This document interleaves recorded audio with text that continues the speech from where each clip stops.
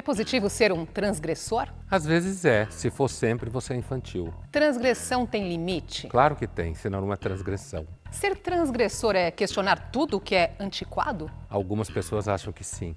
E a sociedade moderna está mais transgressora? Tá tão transgressora que ninguém mais dá a mínima bola para quem é transgressor.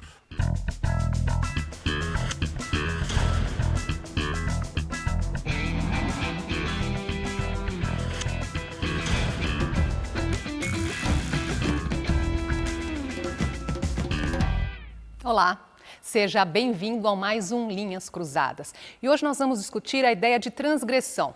No sentido literal, transgredir significa ir além do limite. Quando esse conceito de transgressão faz parte da nossa história? Faz, né?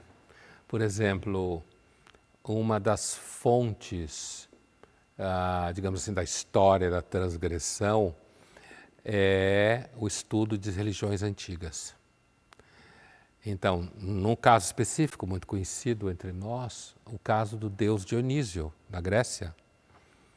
Deus do vinho, como todo mundo sabe, né? Há elementos de cultos a Dionísio, eu não estou dizendo que isso é o único não, mas o caso de Dionísio sim, em que a ideia de que as pessoas bebem e a ordem social estabelecida naquele ambiente de culto deixa de existir. Então você transgride a norma hierárquica social e política, digamos assim. Então, no estudo de religiões antigas, é bastante consistente dizer que, pelo menos até a antiguidade, talvez a pré-história seja Nesse caso do vinho, o álcool que deixa mais soltinho. Exatamente, porque a ideia de que quando você toma algum tipo de droga, altera a sua percepção da norma social e da sua disposição de transgredi-la. Então, sim, dá para dizer que faz parte da nossa história. Na Europa medieval, transgressão se associava ao desvio de doutrinas religiosas. A Inquisição, por exemplo, perseguia transgressores que desafiavam as normas da Igreja. Vamos ver um trecho da série Silenciadas, que mostra momentos de punição a mulheres consideradas bruxas. Enséñame a marca de Lucifer. Vamos, niña. Evita sufrimientos innecesarios. No me ha marcado.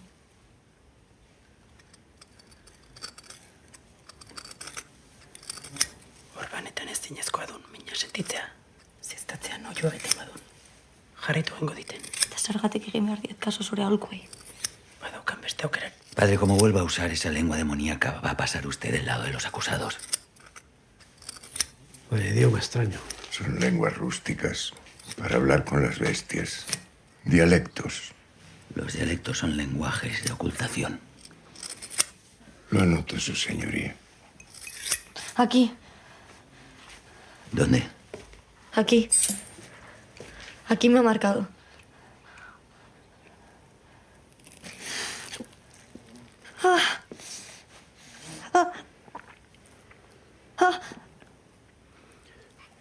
Falsa esperanza.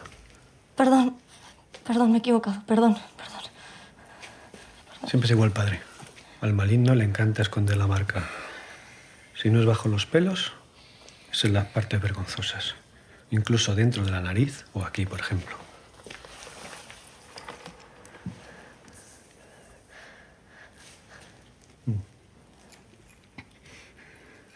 En el brazo. ¿Dónde? Aquí.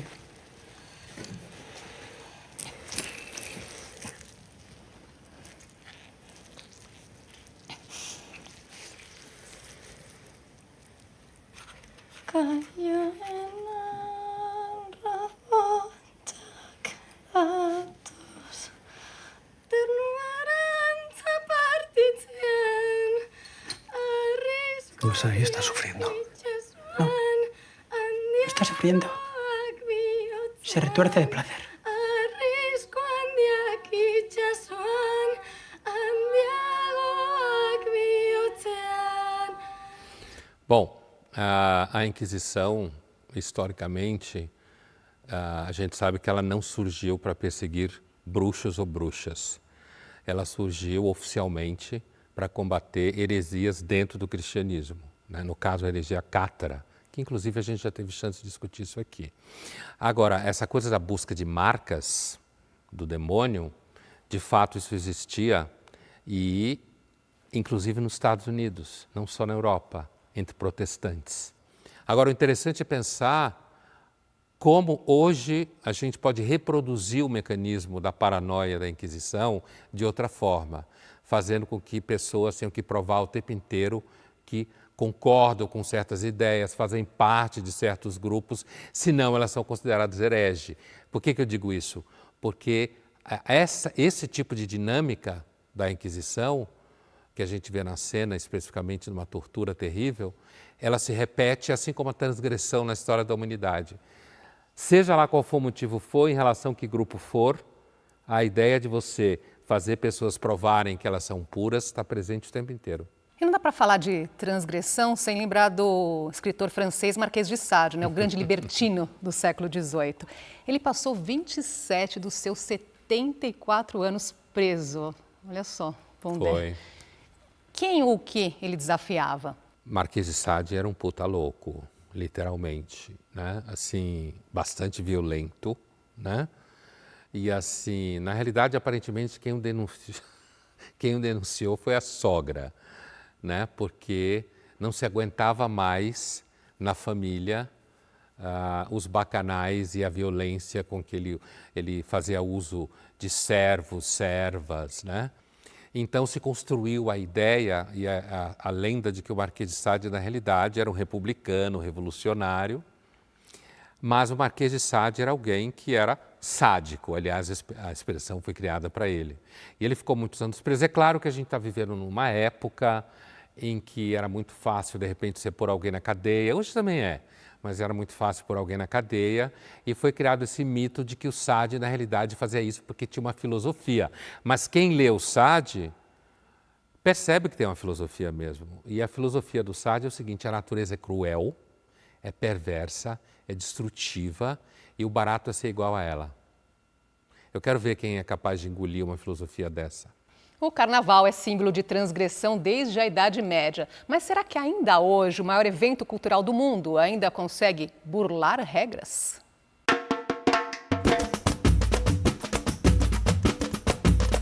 O carnaval tem a sua origem histórica associada à transgressão, ao exagero, à inversão de papéis, à abundância, ao fugir das regras, né? Então o carnaval desde o início tem o seu germe, o seu DNA muito atrelado à ideia de transgressão. O carnaval é transgressor justamente porque ele propõe essa ocupação do espaço público mesmo, das ruas, a partir da festividade, a partir da festa, a partir do gozo, a partir da folia, né? Eu acredito que o ponto principal da relação do carnaval com a transgressão é justamente a festa em si.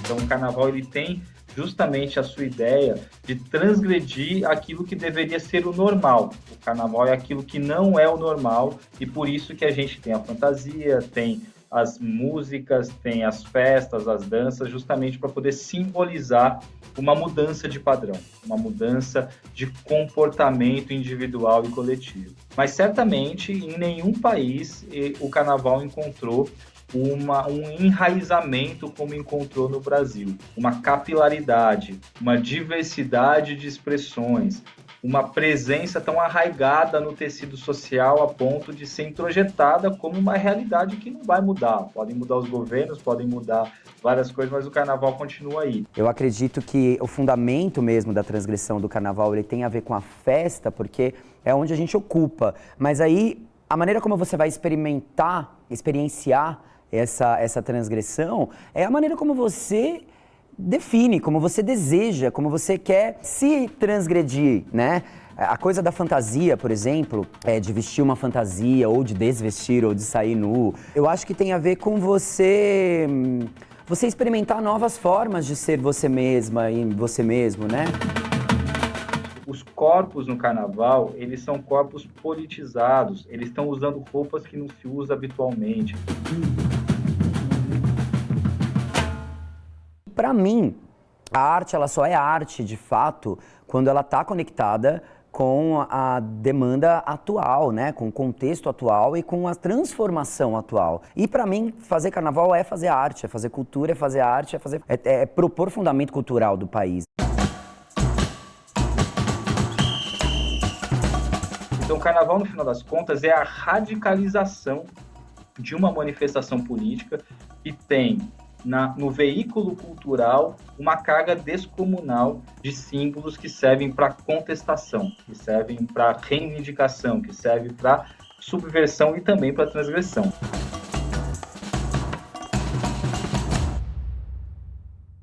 A última fala do professor Guilherme, da Federal da Bahia, UFBA, como se fala na Bahia, eu acho que ele resumiu bem a ópera do que é a interpretação antropológica, política e histórica do carnaval.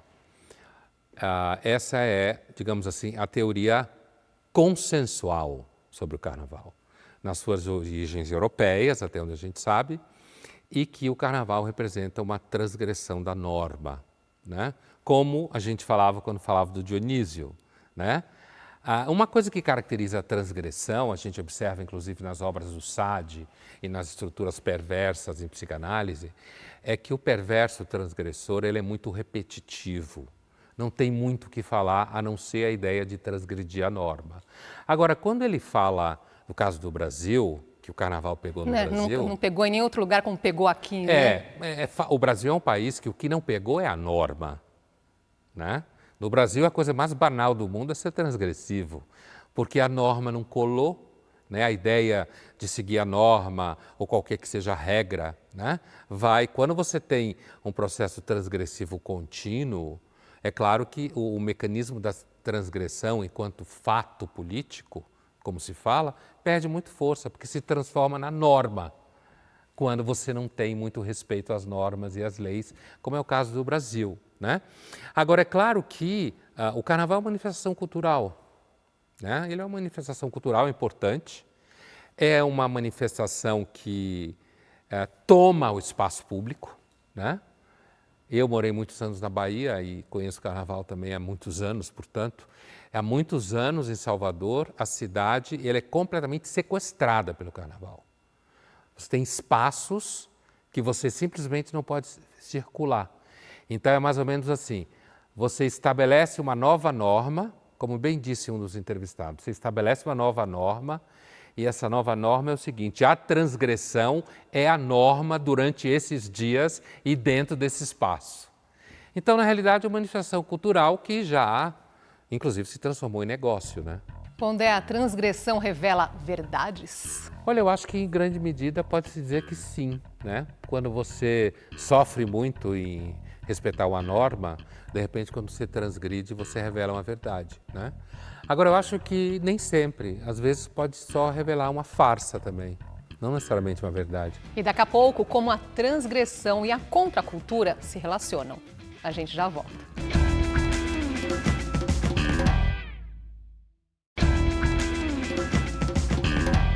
Voltamos a apresentar o Linhas Cruzadas. Nosso papo hoje é sobre como a transgressão pode redefinir normas e ultrapassar limites definidos. O filósofo e escritor Jorge Bataille acreditava que ser transgressor não é apenas um ato de rebeldia, mas sim um processo que permite que o ser humano ultrapasse barreiras, principalmente as sexuais. Pondé, o encontro com o desconhecido estimula essa busca pela transgressão? Eu acho que sim, né? O Bataille é conhecido por ter transformado até a transgressão numa experiência mística quase, né? Mas eu acho que o tema da transgressão, apesar de que a gente vai ao encontro, por exemplo, de falar da contracultura, que é um momento cultural em que ser transgressivo se transformou na norma em muitos jovens, principalmente nos Estados Unidos, acho que às vezes tem muito de temperamento, sabe? Tem pessoas que são normalmente mais transgressivas, que têm uma relação com normas e burocracia de um modo mais desconfortável, digamos assim, e, portanto, tende a entrar em conflito com essas normas e burocracia. E tem gente que não, tem gente que ama a burocracia, ama a norma, ama seguir protocolos. Tem a ver com o ambiente também? Então, o que eu ia dizer era justamente isso. Quer dizer, eu acho que você tem uma associação entre certos temperamentos e o ambiente em que você vive, né? Você pode ter ambientes que são mais repressivos e, nesse sentido, podem produzir reações transgressivas mais violentas, né? Um determinado ambiente que uma pessoa viva na família, onde todo mundo acredita muito numa certa ideia, e o filho ou a filha sai fora dessa ideia, esse comportamento transgressivo pode ser inclusive da ordem da saúde mental, né? Então, às vezes pode ser assim, né? Então, acho que você tem, na realidade, vários andares nessa discussão da transgressão. E, no caso do tratamento que o Bataille dá à transgressão, a teoria dele, como eu dizia no começo, o Bataille não vê a transgressão simplesmente como um encontro sexual. Porém, ele vê a vida sexual, o erotismo profundo e transgressivo como uma forma de experiência do real, verdadeiro. E qual a diferença entre tabu e transgressão? Na realidade, você tem uma que o importante é o substantivo, tabu, e a outra que o importante é o verbo, transgredir. Uma significa alguma coisa que é impeditivo, é proibitivo a transgressão, enquanto que o outro é o movimento de transgredir esse tabu. Nem toda transgressão se refere a tabu, né? A nossa sociedade contemporânea é difícil falar que tem tabu, talvez em determinados grupos específicos. A modernidade, por definição, é a transgressão, é uma máquina de transgressão, desde que ela surgiu. Valores, normas, visão de mundo, comportamento. É por isso que quase a transgressão hoje em dia quase parece uma coisa démodé, sabe? De tão... Imagina se alguém ficar pelado numa peça de teatro é transgressor. É a norma. Há quem acha que sim. Mas provavelmente alguém que está muito distante do espírito do tempo, certo? Alguém que esteja dentro do espírito do tempo, que tenha repertório e que conheça, inclusive, a ideia do que os franceses chamavam de impactar o burguês ficando pelado, no século XIX, né? Hoje, nudez no teatro é a coisa mais banal do mundo. Às vezes você até espera, não vai ficar ninguém nu? Que estranho. A transgressão leva a uma vida mais intensa? Os transgressores normalmente dizem que sim. A obra do Sade, por exemplo, né? Se você pensar em obras como em Filosofia da Alcova, que tem um filósofo, Dolmancé, personagem, que é uma espécie de Sade dentro da obra, que tem toda a teoria da transgressão, da natureza cruel, da identificação com a natureza, a ideia que a natureza existe para torturar os virtuosos, e eu, como transgressor, me identifico a ela e gozo torturando virtuosos, ou mesmo os infortúnios da virtude, né? A história de Justine e Juliette, duas irmãs, em que Juliette é transgressora, Justine é certinha, e passa o livro inteiro se ferrando, né? Aí parece que a transgressão é intensa. Quem realiza a transgressão parece uma pessoa mais intensa.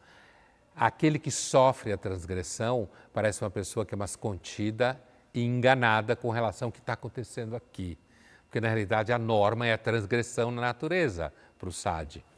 Agora, na prática, se você pensar, por exemplo, no âmbito sexual, né, e pensar na transgressão sexual, como eu dizia há pouco, ela é quase repetitiva. Bater, queimar, chutar, xingar, bater, queimar, chutar, xingar, bater, queimar, chutar, xingar. Um tédio. O movimento hippie ajudou a promover uma visão de liberdade e aceitação de diferentes estilos de vida. O Festival de Woodstock, em 1969, reuniu mais de 400 mil pessoas e marcou a história da música e da contracultura. O movimento hippie teve um papel fundamental para popularizar a transgressão? Teve.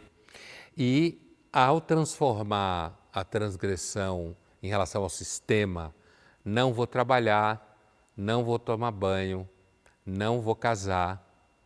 E antes de tudo, né, Andresa? Não vou para a guerra do Vietnã, que foi o grande motivo. Foi o mote, né? Foi o grande mote disso tudo, né? É claro que isso tudo, ele na realidade, a contracultura ela se transformou numa norma de nicho de consumo, certo? Tanto é que roupas que os hippies usavam hoje são vendidas em lojas super caras. Não há dúvida que a contracultura produziu música maravilhosa, né? Os anos 60 e 70. Mas, de uma certa forma, a contracultura também elegeu a preguiça como protesto político. Eu não faço nada, eu fico em casa, em comunidades, transando, tomando drogas, e na realidade isso é um protesto político. E, de fato, impactou profundamente a política nos Estados Unidos. Não há dúvida. Ele nasceu político, como a recusa da Guerra do Vietnã, né? Teve desdobramentos de grupos terroristas, né, nessa época, nos anos 60 e 70, mas a contracultura transformou a transgressão num estilo vendido em loja de shopping, como a gente vê hoje. Com o movimento hippie em alta, outro movimento que ganhou força na década de 70 nos Estados Unidos foi o chamado Movimento de Jesus. Esta contracultura cristã desafiou normas religiosas para promover entre os jovens uma nova forma de espiritualidade. Vamos ver agora um trecho do filme Jesus Revolution, que conta um pouco o que seria esse movimento. So, tell me about yourself, Lonnie. And your, people. My people. I like the sound of that. You know, it reminds me of the words of Jesus. To what then can I compare the people of this generation? What are they like? I was up in San Francisco for a long time, living in Haight-Ashbury, on the streets all over. Man, we did everything and everyone. But that was the point. You see, the drugs, it's a quest. For what? For God. How can you not see that? There is an entire generation right now searching for God. Everyone is accepted here. We love each other freely and without discrimination. There are no facades, no lies, no masks, just a relentless pursuit of the truth by those who have expanded their consciousness. Man, we thought acid was gonna save the world. Thank you. Thanks, Mom. But that was a lie. As much of a lie as what we were rebelling against. And what brought you to that realization? I kept searching and searching, and I just finally got to the end of it. And there was still a void. And my people, well, they're a desperate bunch. And desperation, man, there's power in that word. What would it take for you, Chuck Smith, to be desperate? Boa fala, né?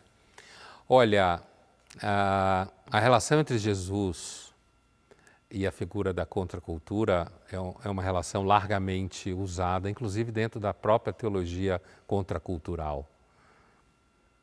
No sentido de que Jesus viveu pregando, tinha cabelo e barba, apesar que na época era o normal, mas tudo bem, né? Tinha cabelo e barba, grandes, é uma pessoa que não se apegou a nenhuma profissão.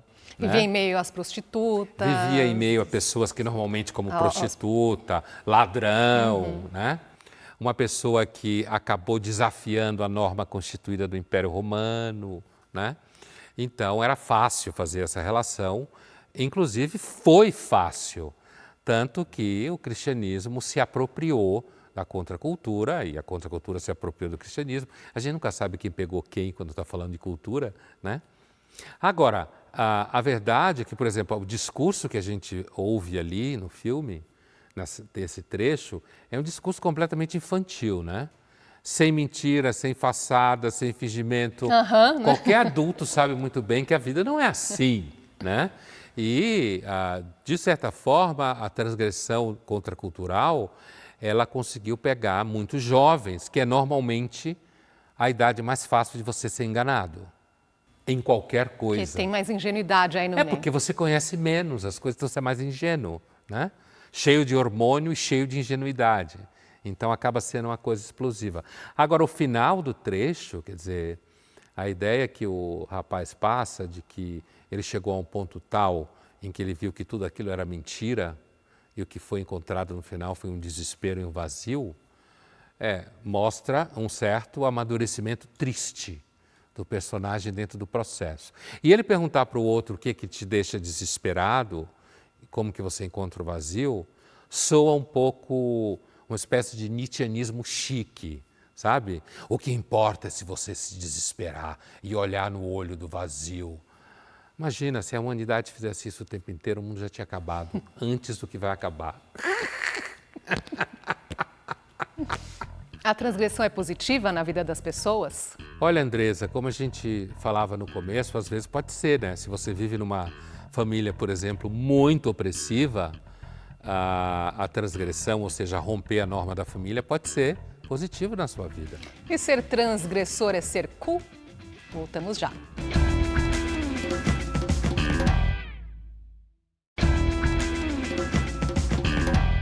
Estamos de volta com Linhas Cruzadas, debatendo sobre os conceitos de transgressão. E você, descumpriria uma regra? Vamos ouvir o que as pessoas nas ruas dizem. As regras são geralmente para serem cumpridas. Se essa regra for legal, estiver no ordenamento institucional de um país ou de uma nação, a gente deve cumprir, ainda que discorde. Ela deve ser descumprida quando ela ferir os preceitos morais e éticos de uma sociedade. Eu acredito que eu descumpriria uma regra no momento que eu estivesse achando que eu estou certa. Quando eu acho que eu estou certa e uma regra está me impedindo, eu não teria peso na consciência de cumprir uma regra. Eu descumpriria uma regra se eu estivesse correndo um risco de vida ou alguém estivesse correndo um risco de vida. Basicamente isso. Eu acredito que regras existem para deixar as coisas mais certas. Porém, para mim, Fabiana, toda regra é sua exceção.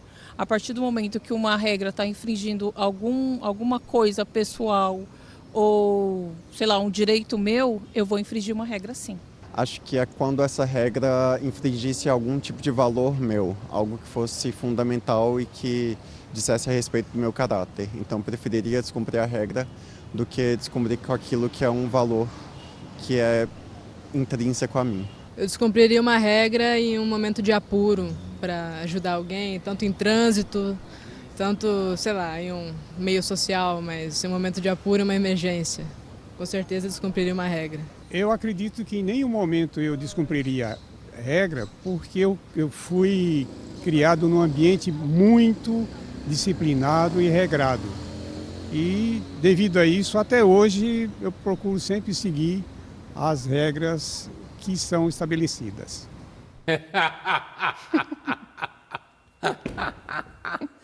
Ai, ai, ai. Vamos lá?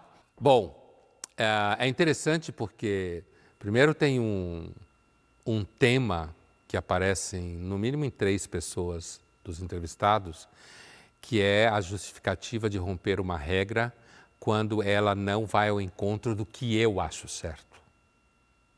Isso é muito interessante, tipicamente individualista, moderno. Contra as minhas regras. Né? Exatamente isso. Quer dizer, as regras estão tudo bem, contanto que elas não entrem em conflito com as minhas regras. Né? O que, evidentemente, é uma ideia clássica da posição do indivíduo moderno, que entende que, na realidade, o critério último das coisas é aquilo que ele gosta, daquilo que ele sente e daquilo com o qual ele concorda. Né? Inclusive, um dos entrevistados fala que se as regras entrarem em conflito com questões éticas e morais, o que na realidade em filosofia elas são a mesma coisa, né? Mas também tem uma ou duas pessoas já de mais idade que falaram que ao longo da vida nunca desrespeitaram regras, o que é muito difícil, porque existem regras terríveis como matar alguém, a maioria não desrespeita, ainda bem, né?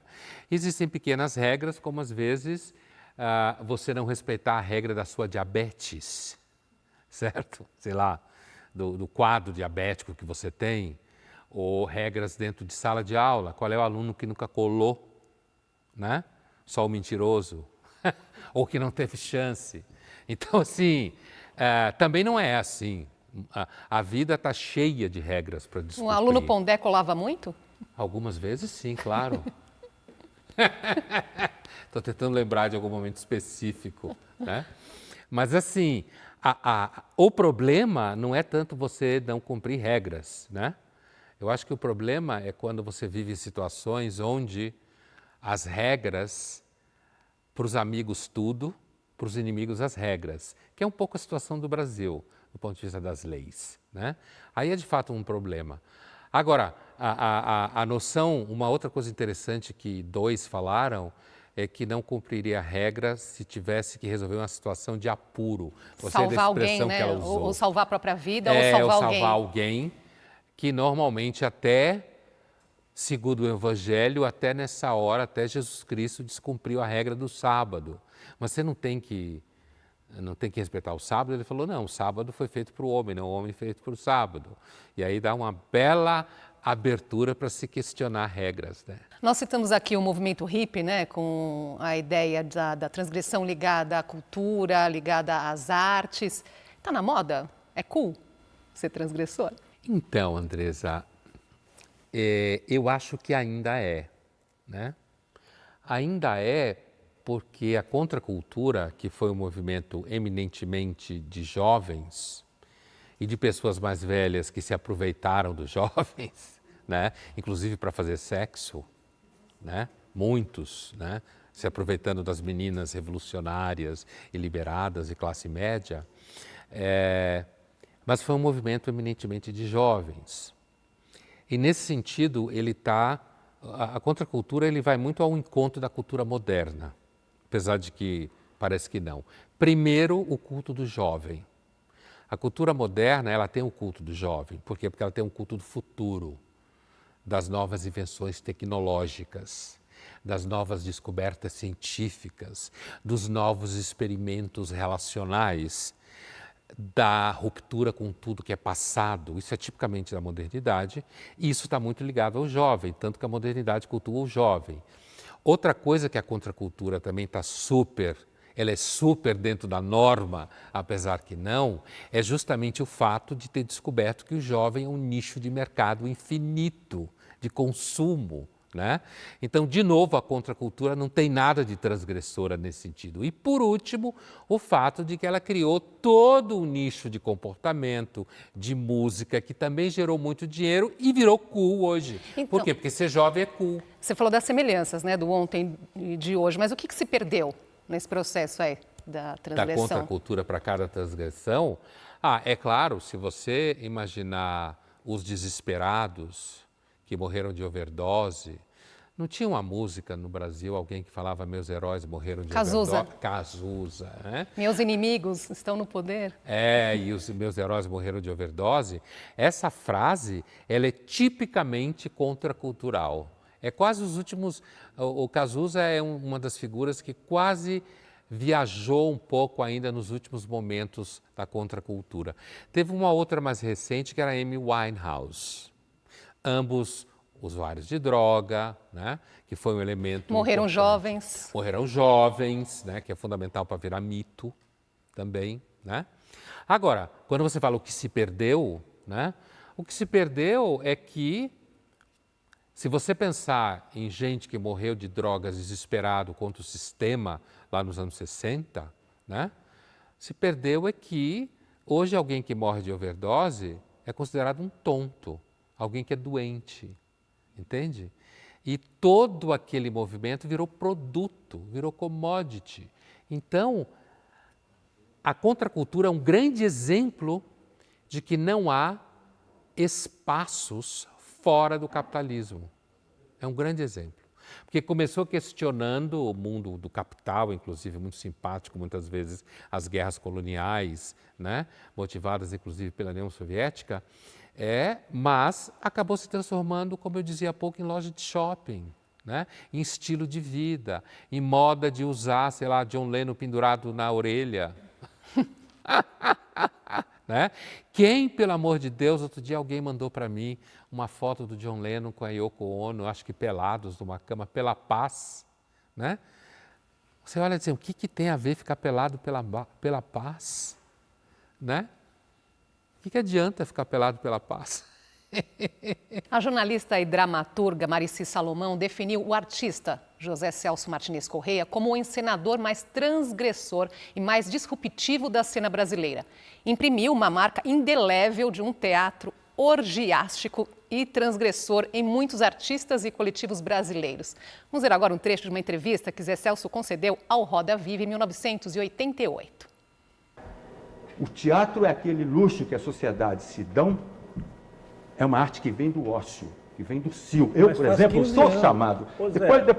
Depois você botou a piada do Telmo de Abelardo II, nível 2, chamou de rei da preguiça. A preguiça também. A maior parte dos grandes atores dorme até o meio-dia, até mais 3, 4 horas da tarde. Mas por que você não muito transforma isso em importante. arte Agora, que a gente possa... agora acontece o seguinte, é que eu pertenço a uma sociedade que considera isso pecado, que tem que estar enfatiado, servindo algum senhor, algum patrãozinho, né?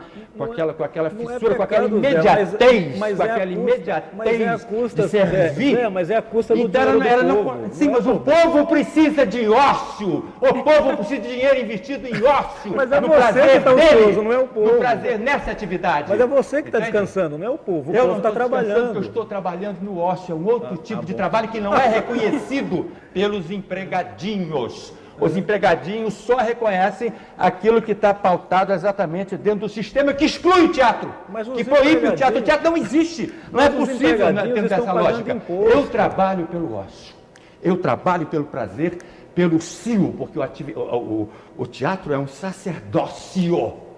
Conheço essa teoria, né? De que o teatro é um ritual e, na realidade, o trabalho de ator é um sacerdócio, né? Teatro pobre. A teoria do teatro pobre.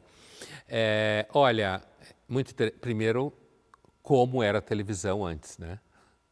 Mas assim, nos tempos democráticos dos anos 80. Né? Mas assim, a posição do Zé Celso, a fala do Zé Celso, ela é muito interessante, porque eu posso analisá-la no mínimo de duas formas antagônicas quase. Por um lado, eu posso dizer que ele está absolutamente certo de que a sociedade ela é toda empacotada para você virar um sujeitinho empregadinho, como ele falava, né? Que o capitalismo, o mercado, seja lá como for, não considera o teatro alguma coisa que mereça investimento, né? Eu acho muito engraçado quando muita gente adora teatro e quando vai ao teatro pede meia, pede desconto, e aí deixa o ator mais pobre ainda. Né? Eu sempre achei isso muito engraçado. Mas assim... Mas quando não faz a carteirinha que não existe, é fake, né? Mas ama o teatro, mas deixa o ator pobre, né?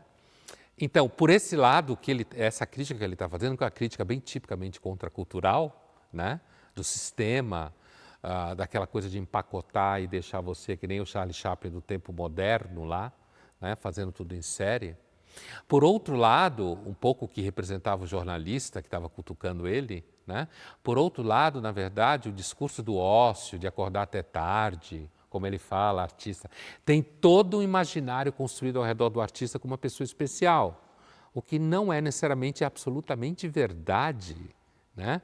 Muitos artistas fazem lobby, servem senhores poderosos para ter sua obra reconhecida, estampada na mídia. Né? Essa imagem de que ele termina falando que o ator é um sacerdote, que é uma imagem que percorre no teatro há algum tempo, que tem sua raiz histórica, não deixa de ter validade, ao mesmo tempo também de hoje para cá, o discurso dele parece um discurso datado, né? Porque quando você conhece hoje e vê que um monte de artista, o ator, está tudo procurando dinheiro, fazendo um monte de coisa para conseguir sobreviver, imagine na televisão, para poder aparecer na televisão e tudo mais, que não é o caso dele fazer teatro. Mas isso que eu acho, uma figura como o Zé Celso é uma figura que faz falta. Mesmo que eu não concorde com tudo que ele fala, faz falta. Porque o Zé Celso era um cara que não estava fingindo. E muito hoje autêntico, quase todo né? mundo finge. o tempo todo. E ele era um sujeito que, ele estava bem ancorado na ideia de autenticidade romântica, que às vezes deságua em falta de educação mesmo. Mas eu acho que faz falta. Qual a relação da transgressão com desejos pessoais? Olha, parte dessa resposta está no próprio entrevista que a gente fez com as pessoas na rua. Muitas delas falaram justamente que elas não cumpririam uma regra se fosse contra aquilo que elas pensam, que acreditam, né? Portanto, contra, inclusive, desejos que elas tinham. Mas, no geral, se a gente pensar no conceito de transgressão, seja no Freud, se a gente pensar no conceito de transgressão no Sade, né? Ou mesmo no movimento romântico, a ideia é de que os desejos são, por si, potencialmente transgressores. Essa é a relação. Porque a sociedade, como vai dizer o Freud no Mal-Estar na Civilização, a civilização está construída em cima da repressão do desejo. Portanto, o desejo aparece como potencialmente transgressivo. E há quem diga que a transgressão na política é um meio de resistência e transformação social. Será? A gente volta já.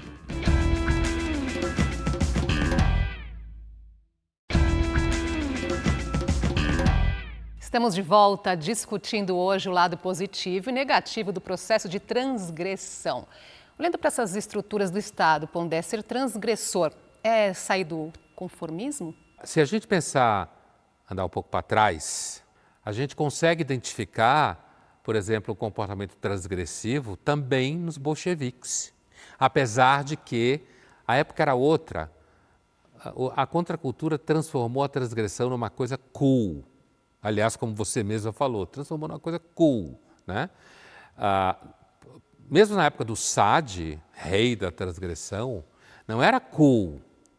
Depois é que o Sade foi transformado em cool, né? E tampouco os bolcheviques se viam como transgressores, né? Inclusive porque eles não estavam questionando o modo de se vestir. É importante perceber que o movimento hippie, uma das forças dele foi justamente o modo de se vestir, o modo de se comportar. Os bolcheviques sabiam comer com garfo e faca, usavam roupa, não era contra banho, né? Mas do ponto de vista da ordem política instaurada na Rússia, sem dúvida nenhuma, eles não foram conformistas. Independente aqui da crítica que pode ser feita ou não à violência bolchevique, eles não foram conformistas, né? Bem diferente da esquerda de hoje, que só quer o nicho do capital para poder fazer parte. Os bolcheviques queriam destruir tudo, né? O ensaio A Desobediência Civil, de Henri Thoreau, publicado em 1849, descrevia que a desobediência civil é o único caminho a ser tomado quando as leis existentes são injustas e quando as ações do Estado levam o homem a cometer ou ser conivente com ações inadequadas. Bom, de acordo com essa desobediência civil, passa de um ato moral individual a uma forma de luta coletiva. Segundo reza a lenda, por exemplo, na influência que o Thoreau teve no Gandhi, certo? A ideia de que você pode parar uma sociedade sem nenhuma violência, simplesmente pela sua recusa de compactuar com aquilo que você não concorda, né? O próprio movimento contracultural, ele foi muito influenciado pelo Thoreau. O Thoreau, ele é um filósofo americano, alguns chamam ele de o Nietzsche americano. O Thoreau, ele é, na realidade, um dos grandes ícones do movimento libertário americano, que beira o anarquismo, mas não tem um discurso anarquista socialista. Então, o Thoreau é uma espécie assim de anarquista libertário, eu não vou dizer de direita, porque a palavra de direita tem um peso, mas alguém que não está associado à noção coletivista, o Thoreau. O Thoreau foi preso, inclusive, porque não queria pagar imposto, né? Ele fez uma experiência de 2 anos num bosque chamado Walden, né, na Nova Inglaterra, em que ele viveu numa cabana responsável por tudo que ele comia. Essa noção dele de transgressão era a noção de que você não precisava nem fazer parte da Revolução Industrial em curso, certo? Um discurso de volta à vida na natureza e de relações sociais pouco institucionais. Essa era a posição do Thoreau, né? Inclusive não pagar impostos. Essa é uma das grandes questões do Thoreau, que muitos de nós, inclusive eu, têm uma enorme simpatia. Principalmente porque num país como o Brasil você paga imposto e não recebe nada em troca, quase, né? Quando você recebe em troca, tá bom, tá bem pago, né?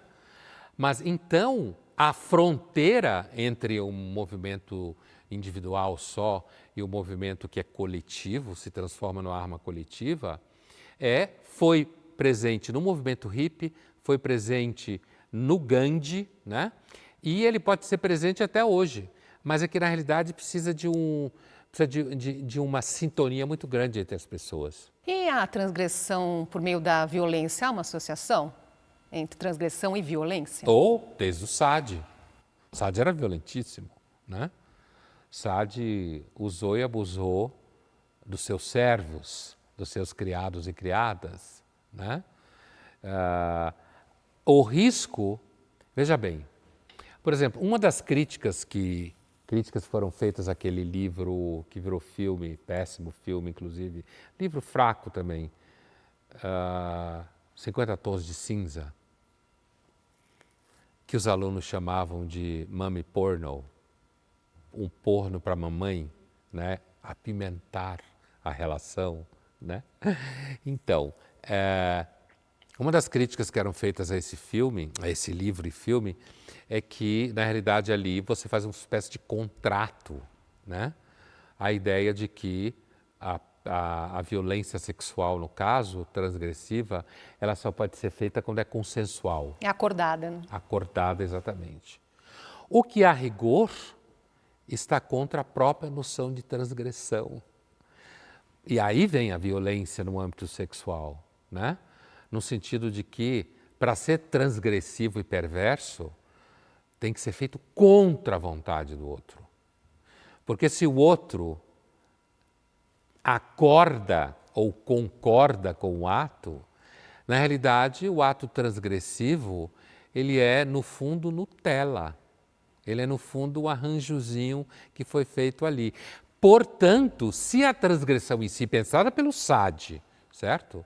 Se a transgressão em si, ela é alguma coisa, se ela enseja, carrega consigo uma violência, ela carrega sim.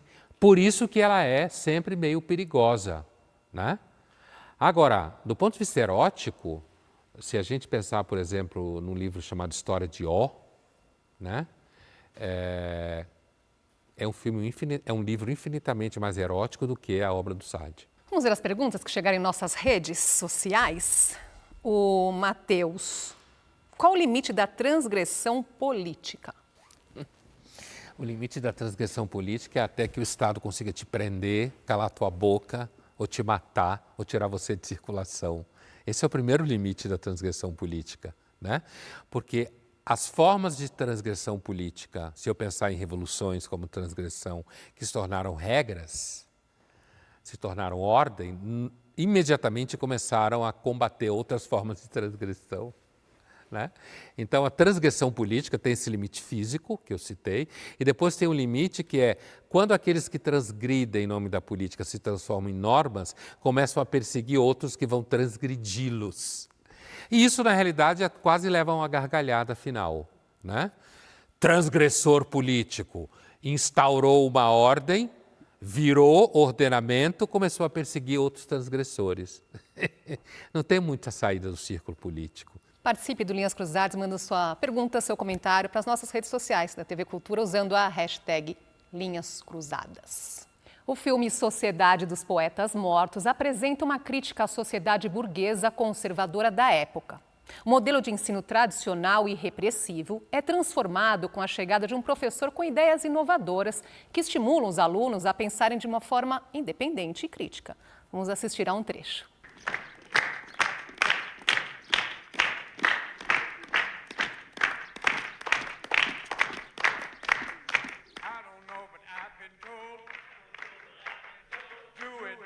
Is cold. Left, left, left, right, left, left, left, left, right, left, left. Halt! Thank you, gentlemen. If you notice, everyone started off with their own stride, their own pace. Mr. Pitts, taking his time. He knew he'll get there one day. Mr. Cameron, you can see him thinking, is this right? It might be right, it might be right. I know that, maybe not, I don't know. Mr. Overstreet, driven by a deeper force. Yes. We know that, all right. Now, I didn't bring them up here to ridicule them. I brought them up here to illustrate the point of conformity, the difficulty in maintaining your own beliefs in the face of others. Now, those of you, I see the look in your eyes like, I would have walked differently. Well, ask yourselves why you were clapping. and we all have a great need for acceptance. But you must trust that your beliefs are unique, your own, even though others may think them odd or unpopular, even though the herd may go, that's bad. Robert Frost said, 2 roads diverged in the wood, and I took the one less traveled by. And that has made all the difference. And I want you to find your own walk right now, your own way of striding, pacing, any direction, anything you want, whether it's proud, whether it's silly, anything. Gentlemen, the courtyard is yours. You don't have to perform, just make it for yourself. Mr. Dalton, you'll be joining us. Exercising the right not to walk. Thank you, Mr. Dalton.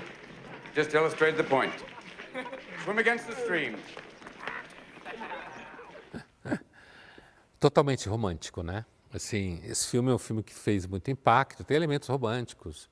Ele faz os alunos entrarem numa sociedade de poetas mortos, ler poesia no escuro, à noite, com fogo, numa caverna, né?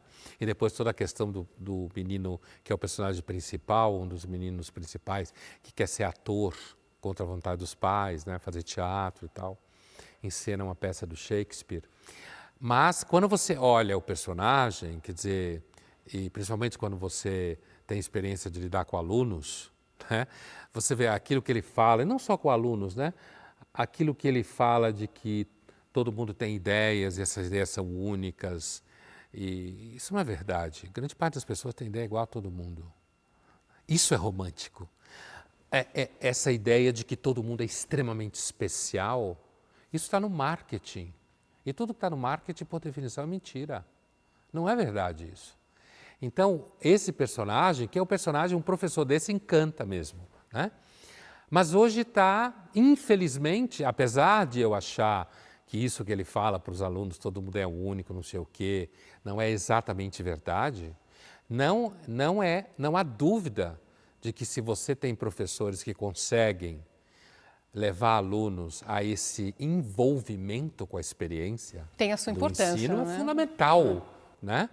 Apesar de que hoje, toda aquela brincadeira que ele faz, apesar de que no final ele diz assim, eu não estou aqui para ridicular vocês, mas sim, essas brincadeiras que ele faz ali, algum aluno hoje já teria levantado a mão, dizendo que está faltando respeito, chamar a mãe, falar com a psicóloga. Aliás, o filme tem um final trágico, que eu não vou dar spoiler, apesar de que o filme é bem antigo, né? Você não viu ainda, azar o seu.